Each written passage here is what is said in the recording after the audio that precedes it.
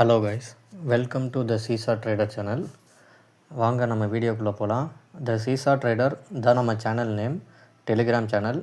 சேனலில் இல்லாதவங்க ஜாயின் பண்ணிக்கோங்க. ஏன்னா இந்த சேனலில் தான் லைவ் அப்டேட்ஸ் கொடுப்பேன். வீடியோவில் only pre market analysis and post market analysis தான் இருக்கும். ஓகேங்களா? ஸோ நேற்று நிஃப்டி எக்ஸ்பைரி நல்லா முடிஞ்சது. இன்றைக்கி நான் ப்ரெடிக்ஷன் லைவில் தான் கொடுக்க முடியும்னு சொல்லியிருந்தேன் நேற்றைய வீடியோவில். ஸோ நாளைக்கு சென்செக்ஸ் எக்ஸ்பைரி.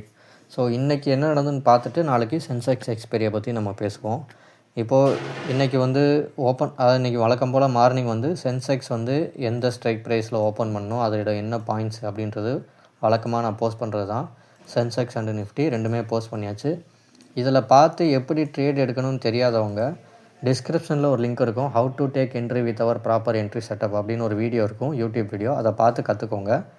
தென் மார்க்கெட் ஓப்பன் ஆனதும் நம்ம எப்போயுமே இதை சார்ட்டுன்னு சொல்லுவோம். அப்புறம் ஆப்ஷன் செயின் டேட்டான்னு ஒன்று இருக்கும், உங்களுக்கும் தெரிஞ்சிருக்கும்.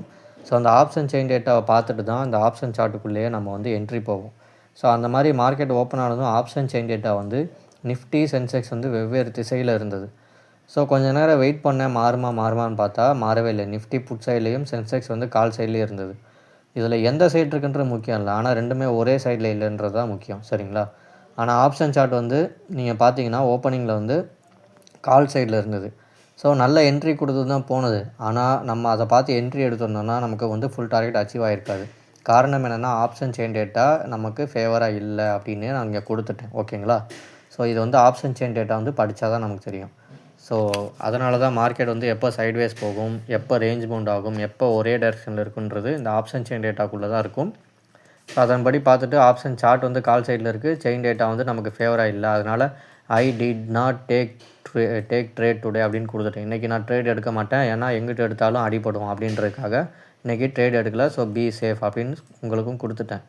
ஸோ 10:30 மணி வரைக்கும் கண்டிஷன் அதே தான், மேலே கீழே போயிட்டுருக்கு. நிஃப்டி சென்செக்ஸ் இன்னும் ஆப்போசிட்டில் தான் இருக்குது. ஸோ நான் ட்ரேட் அவாய்ட் பண்ணுறேன் அப்படின்னு போட்டிருந்தேன். அதுக்கப்புறம் நான் ஒர்க்கில் பிஸி ஆகிட்டேன். சொல்லப்போனால் ஒரு 11 மணிக்கு மேலே ஆப்ஷன் செயின் டேட்டா மாறி இருக்குது. அதை நான் 12:30 மணிக்கு தான் சும்மா யதார்த்தமாக நோட் பண்ணேன். So because I was busy in work. அதாவது என்னால் சிஸ்டம் முன்னாடி உட்கார்றதுக்கு வாய்ப்பே கிடைக்கல. அந்தளவுக்கு எனக்கு கொஞ்சம் வேறு வேலை இருந்தது. அதனால் சிஸ்டம் முன்னாடி இல்லைன்றனால நான் டைம் டு டைம் அப்டேட் பண்ணலை. ஏன்னா எவ்ரி 15 மினிட்ஸ் நான் வாட்ச் பண்ணிகிட்டே இருந்திருப்பேன். சரிங்களா? ஸோ ஒரு 12:30 மணிக்கு மேலே பார்க்கும்போது ஆப்ஷன் செயின் டேட்டா ஃபுல்லாக புட் சைடுக்கு மாறி இருந்தது. ஓகேங்களா? இது எப்போ மாறி இருக்குன்னா சார்ட்டை பார்க்கும்போது அப்போ தான் தெரியும். இப்போது இந்த இடத்துல நீங்கள் திரும்பி இருக்கு இல்லையா? ஸோ 11 மணிக்கு மேலே இது மாறி இருக்கும். மேபி இந்த இடத்துலையோ இல்லை திரும்ப இங்கே ரீடெஸ்ட் பண்ணிவிட்டு இங்கே போகும்போது. இப்போ பாருங்கள், மார்க்கெட் ஓப்பனிங்கில் கால் சைடு போயிருக்கா. கால் சைட்லேயே பாருங்கள் ஒரு 1 ஹவருக்கு மேலே இருந்திருக்கு. கால் சைடு மேலே போயிருக்கு, திரும்ப ரீஎன்ட்ரி கொடுத்து ரீடெஸ்ட்டில் நமக்கு என்ட்ரி ஜோன் ட்ரிகர் ஆகிட்டு திரும்ப மேலே போயிருக்கு. ஆனால் அப்போது ஆப்ஷன் செயின் டேட்டா நமக்கு ஃபேவராக இல்லை. அப்படின்றனால நான் என்ட்ரி எடுக்கக்கூடாதுன்னு 10:30 வரைக்கும் நான் சொல்லியிருந்தேன். 10:38 வரைக்கும் நீங்கள் அந்த கான்வர்சேஷனில் பார்த்தீங்கன்னா இருந்திருக்கும். ஸோ இன்னும் அந்த மாதிரி அப்டேட் ஆகலை. ஸோ என்ட்ரி போகாதீங்க, அவாய்ட் பண்ணுங்கன்னு நான் கொடுத்துருந்தேன். அதுக்கப்புறம் இங்கேருந்து கால் சைடில் இங்கே விழும்போது தான் இது மேலே ஏறும்போது தான் மாறி இருக்குது. அதுக்கப்புறம் நான் இந்த இடத்துலேயே நான் அவ்வளோதான், ட்ரேட் எடுக்காதீங்கன்னு சொல்லிட்டு நான் போயிட்டேன். ஸோ எனக்கு ஒர்க் இருந்தால் நான் கவனிக்கலை.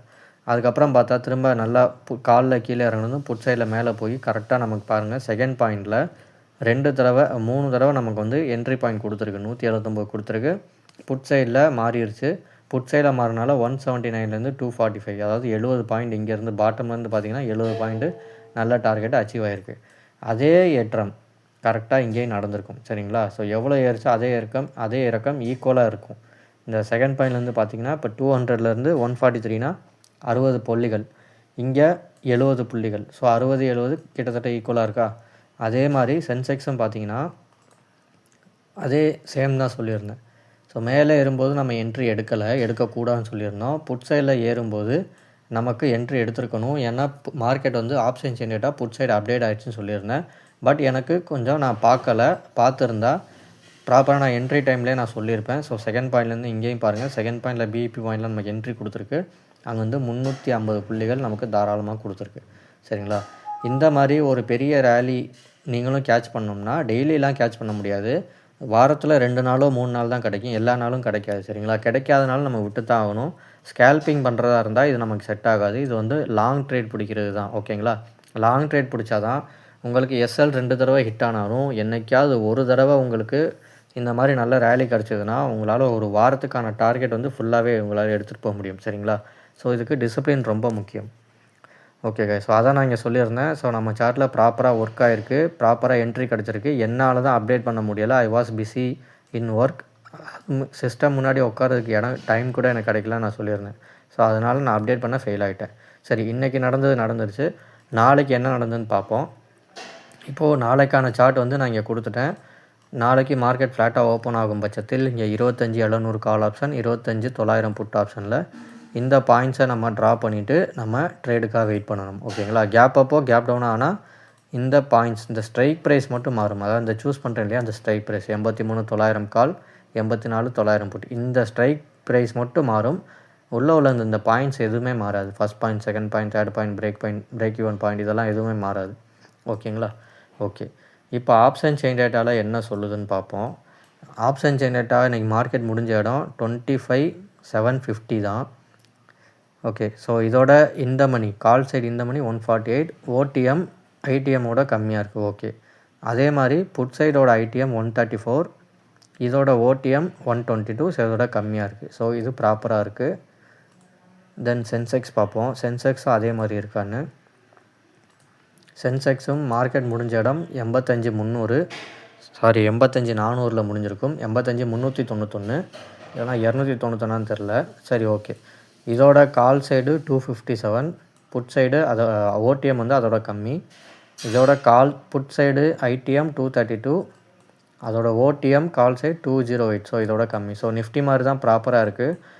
பட் இங்கே இத்தனை புள்ளிகள் இருக்கிறனால ப்ராப்பராக இருக்குது. ரெண்டு சைடுமே ஈக்குவலான ப்ரைஸ் தான் இருக்குது. அதாவது இப்போ இங்கே 84,300 500 புள்ளிகள் மேலே 83,800.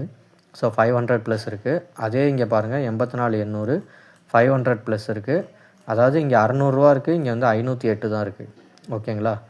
ஸோ பட் ஐடிஎம் உங்களுக்கு இருக்கிறனால மார்க்கெட் வந்து நாளைக்கு இது என்ன சொல்லுதுன்னா, ரெண்டு பக்கமும் போகும்ன்றது தான் சொல்லுது. நாளைக்கு மார்க்கெட் வந்து ரேஞ்ச் பவுண்டு தான்.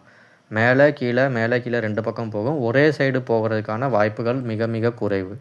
ஓகேங்களா? ஒன்று சைட்வேஸ் போகும், இல்லைனா ரேஞ்ச் பவுண்டு போகும். சைட்வேஸும் ரேஞ்ச் பவுண்டும் கிட்டத்தட்ட ஒற்றுமை தான். அதாவது சைட்வேஸ்னால் ஒரு குறுகிய இடத்துலையே சுற்றும். ரேஞ்ச் பவுண்ட்னால் ஒரு பெரிய 300 புள்ளிகள் மேலே 600, ஒரு 500 புள்ளிகள் கீழே திரும்ப ஆரம்பித்த இடத்துலேயே வந்து நிற்கும். இதுதான் ரேஞ்ச் பவுண்ட். சைட்வேஸ்னால் ஒரு பெரிய candle 5 minutes candle, first 5 minutes candle பெருசாக கொடுத்துட்டு அதுக்குள்ளேயே சுற்றுவது தான் சைட்வேஸ். ஓகே காய்ஸ், இதான் நாளைக்கான சினாரியோ.